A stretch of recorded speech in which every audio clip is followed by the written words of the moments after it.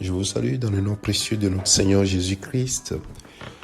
C'est votre serviteur, le pasteur Alexandre. Ce matin, mon frère, ma sœur, nous voulons dire déjà merci au Seigneur pour le souffle de vie qu'il nous a prêté. Mais la question que j'aimerais que toi et moi nous puissions examiner ce matin, c'est est-ce que tu attends du Seigneur qu'il change ton histoire? Est-ce que tu attends de lui quelque chose de nouveau? C'est une question qui va sembler assez logique. Néanmoins, nous allons voir au travers des Écritures que espérer en l'Éternel est quelque chose qui peut, dans certaines situations, être difficile à faire. Je vais commencer par lire dans le psaume 113. Le psaume 113 parle de la louange à Dieu dans les premiers versets. Mais quand on arrive au verset 5, la Bible dit « Qui est semblable à l'Éternel, notre Dieu ?» Il a sa demeure en haut, il abaisse les regards sur les cieux et sur la terre. De la poussière, il retire le pauvre, du fumier, il relève l'indigent pour les faire asseoir avec les grands de son peuple. Il donne une maison à celle qui était stérile. Il en fait une mère joyeuse au milieu de ses enfants. Louez l'Éternel. Bien-aimé de Dieu, cette parole reprend la situation de Anne, la mère du prophète Samuel. Dans 1 Samuel chapitre 2, vous allez voir dans le verset 8 les mêmes paroles que Anne a prononcées quand l'Éternel l'a exaucé en lui donnant un enfant. Bien-aimé de Dieu, oui, est-ce que tu attends que le Seigneur change une situation dans ta vie? Oui, c'est quelque chose d'étonnant. Anne n'avait pas d'enfant. Anne était stérile. Anne ne pouvait plus espérer quoi que ce soit. Et dans ces conditions, elle est comme une pauvre. Elle est comme une indigente. Il y a plusieurs personnes. Ce n'est pas qui manquent d'argent ou autre. Mais ils sont pauvres. Ou bien elles sont pauvres. Elles sont indigentes. Et c'est de ces personnes dont on parle. Et Jésus dira que heureux les pauvres en esprit.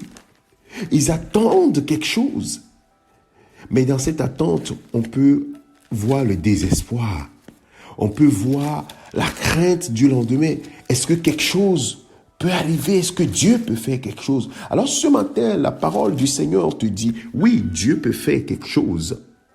Il peut donner à la stérile une maison et des enfants au milieu desquels cette mère sera joyeuse. Non seulement Anne a eu Samuel, mais elle a eu encore 3 autres fils et 2 filles. Le Seigneur l'a béni. Dieu a changé son histoire. Alors ce matin, mon frère, ma soeur, attends-toi à ce que le Seigneur change également ton histoire. Peu importe l'état dans lequel tu te trouves.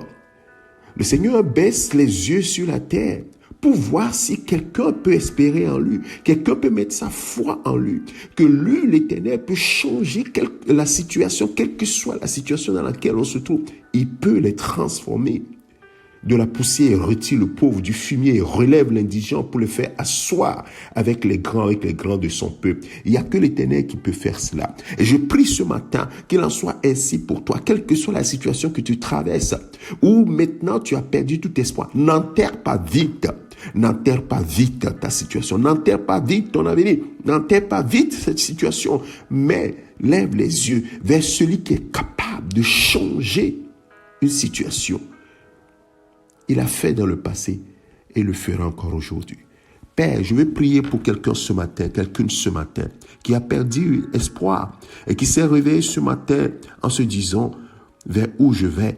Seigneur, le message que tu veux lui donner, c'est que tu es capable, que ses yeux soient portés vers toi. Tu es capable de changer, oui, sa situation. Tu l'as fait pour Anne.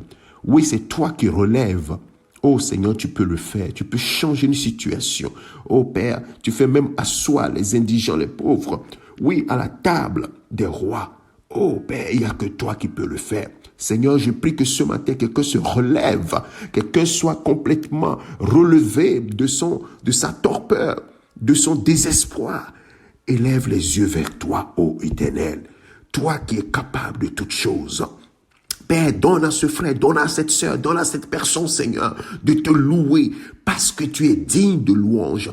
Toi qui es capable de changer une histoire. Et je prie que cela soit ainsi pour mon frère, pour ma sœur, ce matin. Et que les yeux, soient portés constamment vers toi seul. Et que le cœur soit complètement rempli de joie. Comme Anne, après avoir prié, après avoir invoqué ton nom, Père, la Bible dit qu'elle s'est relevée, le cœur en joie. Elle est partie, elle a mangé, elle a bu. Et l'année qui a suivi, elle a porté un enfant entre les bras, dans ses bras. Père, je prie que cela soit ainsi pour un frère, pour une sœur, ce matin au nom de Jésus-Christ. Glorifie ton nom au Père, glorifie ton nom. Ce frère, cette sœur veut témoigner de ta fidélité. Comme Anne a témoigné que toi, l'Éternel, c'est toi qui peux changer une situation. Glorifie ton nom, Père, au nom de Jésus-Christ, notre Seigneur. Amen. Mon frère, que le Seigneur te bénisse, que sa grâce soit sur toi. Excellente journée au nom de Christ. Amen.